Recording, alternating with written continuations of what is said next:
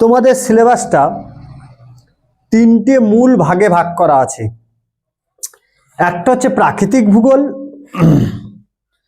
একটা হচ্ছে মানবীয় ভূগোল, আর একটা হচ্ছে ভারতের ভূগোল। তাহলে কি কি বললাম? প্রাকৃতিক ভূগোল, মানবীয় ভূগোল আর ভারতের ভূগোল। প্রাকৃতিক ভূগোলের টোটাল 5টা ইউনিট আছে, 5টা ইউনিট। 1 নম্বর ইউনিট মহীসঞ্চরণ তত্ত্ব, পুরাতন সিলেবাসে ছিল। সেকেন্ড ইউনিটের মধ্যে অনেকগুলো আছে, অন্তর্জাত প্রক্রিয়া, বহির্জাত প্রক্রিয়া, পুঞ্জিত ক্ষয়, তারপরে ভৌম জলের কাজ, কাস্ট ভূমিরূপ, এইগুলো মিলে হচ্ছে সেকেন্ড ইউনিট। তাহলে কি কি বললাম? বহির্জাত প্রক্রিয়া মানে নদী, বায়ু, হিমবাহ, এগুলো। ওর মধ্যে নদীটা পুরো পড়তে হচ্ছে না, হিমবাহটা পড়তে হবে। আর হচ্ছে ভৌম জলের কার্য পড়তে হবে, বুঝতে পেরেছো? এছাড়া আবহবিকার কি, ক্ষয়ী ভবন কি, নগ্নি ভবন কি, পুঞ্জিত ক্ষয় কি, তোমরা যেগুলো পড়েছিলে এই জিনিসগুলো একটু একটু করে জানতে হবে শর্ট কোশ্চেনে। তৃতীয় ইউনিট আছে ভারতের জলবায়ু। ভারতের জলবায়ুতে কি আছে? ভৌম মানে বায়ুমণ্ডলের জল, ঘনীভবন, অদক্ষেপণ। ঘনীভবন মানে সেই বাষ্পীভবন, ঘনীভবন, নীলতাপ, এইগুলো আছে। অদক্ষেপণ, অদক্ষেপণ মানে বৃষ্টিপাত। সেটা অদক্ষেপণের দুটো রূপ হয়, একটা হচ্ছে কঠিন রূপ, একটা হচ্ছে তরল রূপ। অদক্ষেপণের তরল রূপকে আমরা বলছি বৃষ্টিপাত। সেটা 3টে বৃষ্টিপাত তোমাকে বলতে পড়তে হবে: পরিচলন, শৈলক্ষেপ আর ঘূর্ণপাত। আর কঠিন রূপ হচ্ছে শিশির, তুষার, কুয়াশা, এগুলো ঘনীভবনের রূপ, বুঝতে পেরেছো? ঘনীভবন, অদক্ষেপণ, এইটা তৃতীয় ইউনিট। চতুর্থ ইউনিট পড়ছে বায়ুমণ্ডল। বায়ুমণ্ডল মানে সেখানে তোমাদের আটলান্টিক মহাসাগর, প্রশান্ত মহাসাগর, ভারত মহাসাগর, এদের তলদেশের ভূপ্রকৃতি। আগেকার পুরাতন 9-10-এ ছিল এটা, পুরাতন, নতুনের নেই। তাই এই আটলান্টিক, প্রশান্ত, ভারত মহাসাগরের তলদেশের ভূপ্রকৃতি এক। 2 নম্বর আমরা পাচ্ছি হচ্ছে তোমার সমুদ্র জলের উষ্ণতা, সমুদ্র জলের ঘনত্ব, সমুদ্র সম্পদ, এইগুলো মিলে আমরা পাচ্ছি চতুর্থ ইউনিট। আর পঞ্চম ইউনিট পাচ্ছি আমরা জীবমণ্ডল। সেটা বাস্তুতন্ত্র, খাদ্য জাল, খাদ্য শৃঙ্খল, এইগুলো নিয়ে তোমাদের পঞ্চম ইউনিট। তাহলে প্রাকৃতিক ভূগোলে আছে 5টা ইউনিট। এই 5টা ইউনিটের প্রথম ইউনিট হচ্ছে মহীসঞ্চরণ তত্ত্ব। সেকেন্ড ইউনিট আছে তোমার বহির্জাত প্রক্রিয়া, সেখানে মেনলি ইম্পর্টেন্ট ভৌমজলের কার্যের ফলে সৃষ্ট ভূমিরূপ, ক্ষয়জাত ভূমিরূপ, ভৌমজলের কার্য, হিমবাহের কাজ, এইগুলো আছে। থার্ড চ্যাপ্টার আমরা পড়ছি জলবায়ু। জলবায়ুতে পড়ছি বায়ুমণ্ডলের জল, জলবায়ুতে আমরা পড়ছি অদক্ষেপণ, জলবায়ুতে আমরা পড়ছি ঘনীভবন। 4 নম্বর চ্যাপ্টার আমরা পড়ছি বায়ুমণ্ডল। বায়ুমণ্ডল সেখানে আছে সমুদ্র জলের উষ্ণতা, সমুদ্র জলের লবণতা, সমুদ্র জলের ঘনত্ব, আর 3টে মহাসাগর, ভারত মহাসাগর, আটলান্টিক মহাসাগর আর প্রশান্ত মহাসাগরের তলদেশের ভূপ্রকৃতি, আর সমুদ্র সম্পদ, সমুদ্রের তলদেশে কি কি সম্পদ আছে। আর পঞ্চম ইউনিটে আমরা পড়ছি জীবমণ্ডল। সেখানে পড়ছি বাস্তুতন্ত্র, সেখানে পড়ছি খাদ্য শৃঙ্খল, সেখানে পড়ছি খাদ্য জাল। এই হচ্ছে 5টা ইউনিট থেকে টোটাল 15 নম্বরের শর্ট কোশ্চেন আসবে, বুঝতে পেরেছো? টোটাল 15 নম্বর প্রাকৃতিক ভূগোল থেকে, বুঝতে পেরেছো? মানবীয় ভূগোলের 2টো অধ্যায়, এটা জনসংখ্যা আর হচ্ছে জনবসতি। জনসংখ্যা আর জনবসতি, এইটা হচ্ছে কে, আচ্ছা সেটাই, জনসংখ্যা এবং জনবসতি, দুটো টপিক মিলে তোমাদের 10টা পড়বে, 10 নম্বর। তাহলে প্রাকৃতিক ভূগোল থেকে আমরা পাচ্ছি 15 নম্বর। মানবীয় ভূগোলের 2টো ইউনিট, কি কি, জনসংখ্যা আর জনবসতি, সেখান থেকে আমরা পাচ্ছি 10। আর এইবার চলে আসছি আমরা ভারতের ভূগোলটা, একটু বড় আছে, 6টা ইউনিট আছে ভারতের ভূগোলে। বাণিজ্য, অর্থনীতি, পরিবহন, যোগাযোগ ব্যবস্থা, ভারতের জনসংখ্যা, ভারতের জল সম্পদ, ভারতের খনিজ সম্পদ। ভারতের জনসংখ্যা মানে জনঘনত্ব, জনসংখ্যা, আয়তনে কোন রাজ্য বড় কোন রাজ্য ছোট, আমরা ক্লাস 10 যেটা পড়েছিলাম, ক্লাস 10। আচ্ছা, জল সম্পদ মানে এখানে বৃষ্টির জল সেই তামিলনাড়ু বৃষ্টির জল সংরক্ষণ আমরা ক্লাস 10 পড়েছিল, ওই কিছু আছে। খনিজ শক্তি, খনিজ সম্পদ আকরিক লোহা, কয়লা, সেই খুবগুলো কেসে এই চ্যাপ্টারটা, আর এই চ্যাপ্টার থেকে বেশি আসে।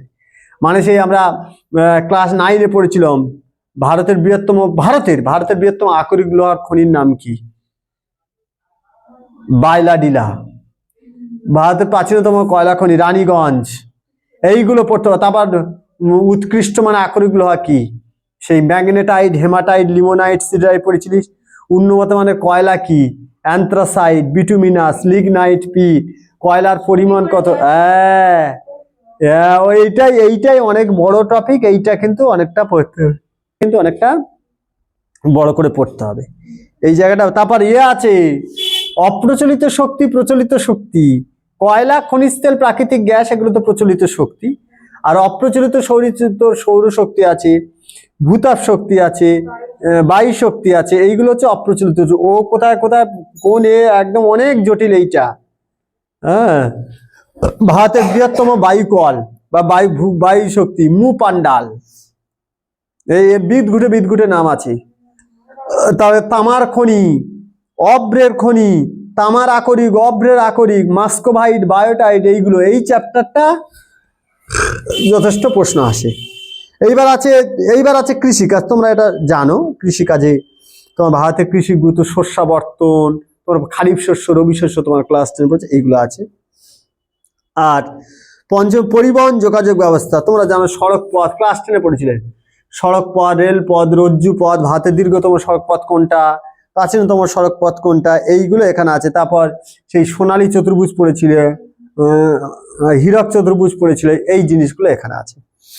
আর বাণিজ্য, লাস্ট ইউনিট হচ্ছে বাণিজ্য, WTO, ওয়ার্ল্ড ট্রেড অর্গানাইজেশন যখন। তাহলে এই হচ্ছে তোমাদের টোটাল ইউনিট, এই ভারতের ভূগোল থেকে 10। তাহলে তোমাদের সেমিস্টার 3-তে, মানে তোমরা ক্লাস 12-এ উঠে গেলে, এইবার পুরোটাই শর্ট কোশ্চেন হবে। এবং তোমাদের 3টে মেন ইউনিট, একটা হচ্ছে প্রাকৃতিক ভূগোল, একটা হচ্ছে মানবীয় ভূগোল, একটা হচ্ছে ভারতের ভূগোল। প্রাকৃতিক ভূগোল থেকে 15, ভারতের ভূগোল থেকে 10, আর মানবীয় ভূগোল থেকে 10। প্রাকৃতিক ভূগোলের 5টা ইউনিট, মানবীয় ভূগোলের 2টো ইউনিট, আর ভারতের ভূগোলের 6টা ইউনিট। কতগুলো? 5 6 5 11, আর হচ্ছে 12 13টা ইউনিট আছে টোটাল। ফার্স্ট সেমিস্টারে 13টা ইউনিট আছে। আর পরীক্ষা হবে কটার দিকে? সেপ্টেম্বরের দিকে। এটা মার্চ, এপ্রিল, মে, জুন, জুলাই, আগস্ট, সেপ্টেম্বরের দিকে পরীক্ষা হবে। আর প্রত্যেকটা কোশ্চেন কিন্তু এসএকিউ নয়, প্রত্যেকটা কোশ্চেন তোমাদের হবে এমসিকিউ টাইপের, মানে অপশন দেয়া থাকবে তোমাদের। এটা একটা সুবিধা আছে না, এসিকিউ দেয়া থাকলে উত্তর না থাকলে তো সমস্যা তখন না। এই হচ্ছে বিষয়। এইবার আমরা প্রথম যে অধ্যায়টা আছে সেটা শুরু করব। প্রথম অধ্যায় আছে মহী সঞ্চরণ তত্ত্ব। প্রথমে লেখো, মহী সঞ্চরণ তত্ত্বের প্রবক্তা কে? মহী সঞ্চরণ তত্ত্বের প্রবক্তা কে?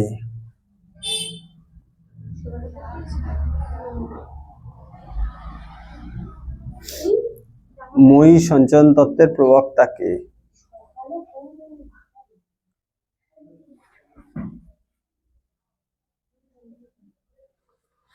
উত্তরটা হবে আলফ্রেড ওয়েগনার। আচ্ছা লেখো, মহী সঞ্চরণ তত্ত্বটি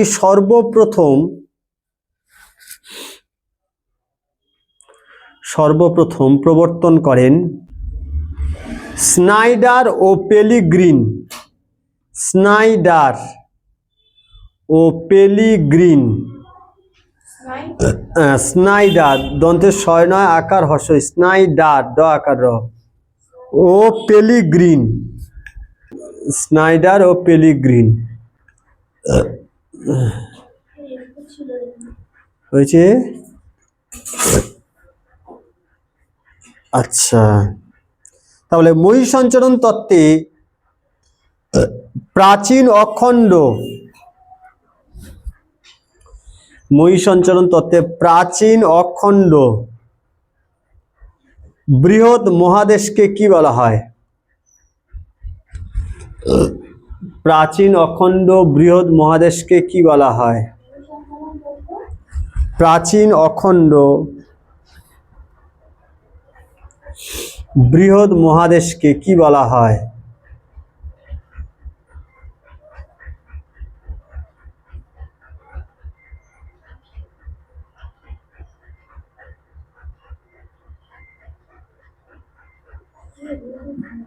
কি বলা হয়? উত্তরটা হবে প্যানজিয়া। প্যানজিয়া।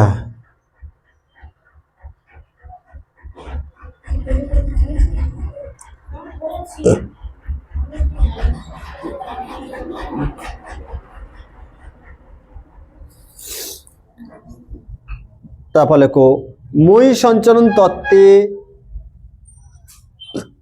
মহীসঞ্চরণ তত্ত্বে বিশাল অখণ্ড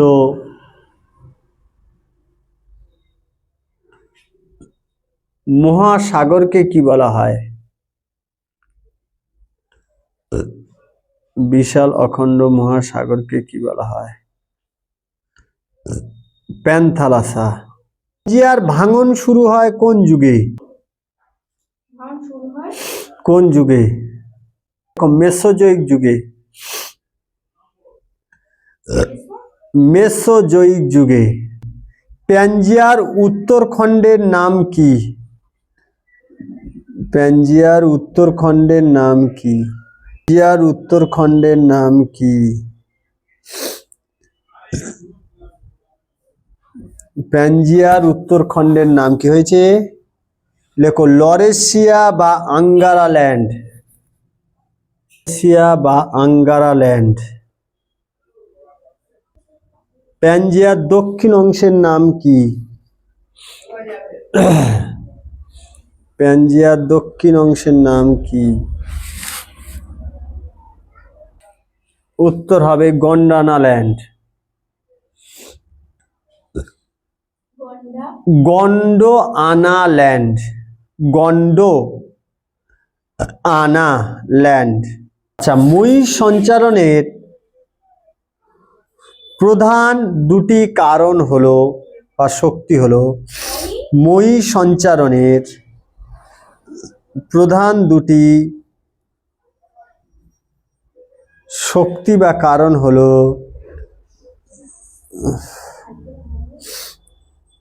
প্রধান দুটি শক্তি বা কারণ হলো,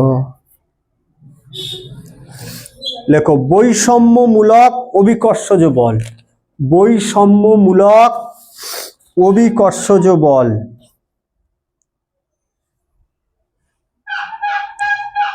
বৈষম্যমূলক অভিকর্ষজ বল। জোয়ারি শক্তি। জোয়ারি শক্তি। জোয়ারি শক্তি।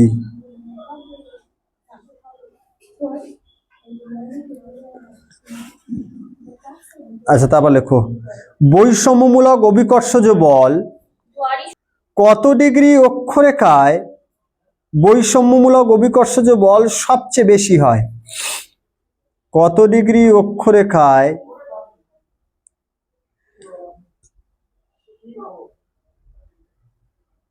অক্ষরেখায় বৈষম্যমূলক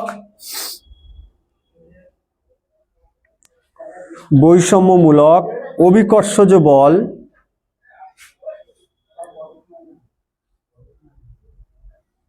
বৈষম্যমূলক অভিকর্ষজ বল তীব্র হয়? লেখো 45 ডিগ্রি। 45 ডিগ্রি। মহাদেশগুলির পশ্চিম দিকে সঞ্চালন ঘটে কোন শক্তির প্রভাবে? মহাদেশগুলির পশ্চিম দিকে সঞ্চালন ঘটে কোন শক্তির প্রভাবে?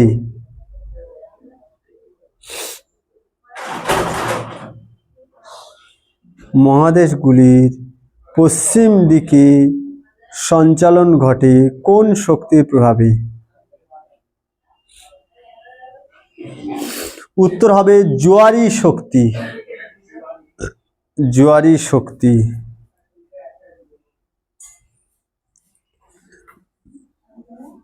জোয়ারি শক্তি। পরেরটা, মহাদেশগুলির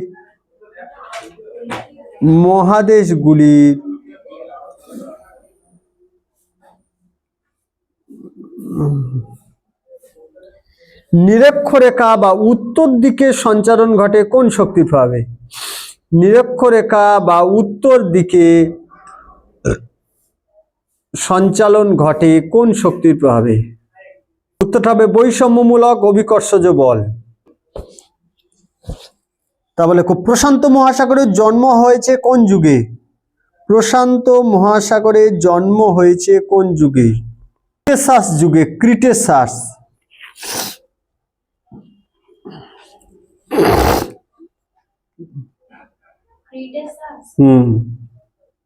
ভারত মহাসাগরের জন্ম হয়েছে কোন যুগে? জুরাসিক যুগে। জুরাসিক যুগে। তারপর লেখো মেসোসরাস। মেসোসরাস কোন ধরনের জীবাশ্মের উদাহরণ? মেসোসরাস র আকার দন্ত স কোন ধরনের জীবাশ্মের উদাহরণ? উত্তরটা হবে কুমিরের জীবাশ্ম। কুমিরের জীবাশ্ম। পরেরটা, মার্সুপিয়াল। মার্সুপিয়াল। মার্সুপিয়াল। মার্সুপিয়াল কোন ধরনের জীবাশ্মের উদাহরণ? ক্যাঙ্গারুর জীবাশ্মের উদাহরণ। হ্যালো। বৃহত্তম দ্বীপীয় বৃত্তচাপ কোনটি? হচ্ছে ইন্দোনেশিয়া। প্যানজিয়ার স্থিতিশীল অবস্থা কোন যুগে দেখা যায়? প্যানজিয়ার স্থিতিশীল অবস্থা কোন যুগে দেখা যায়? কার্বনিফেরাস যুগে। কার্বনিফেরাস যুগে। ওয়েগনার ময়ী সঞ্চালন তত্ত্বটি প্রথম প্রকাশ করেন কত সালে?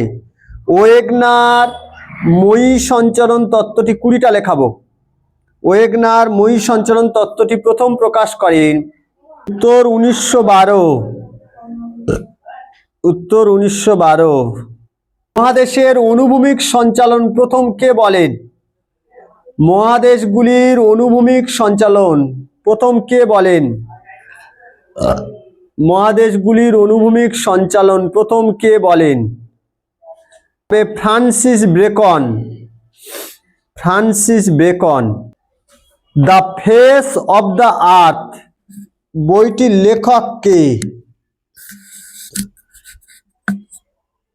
লেখো সুয়েজ।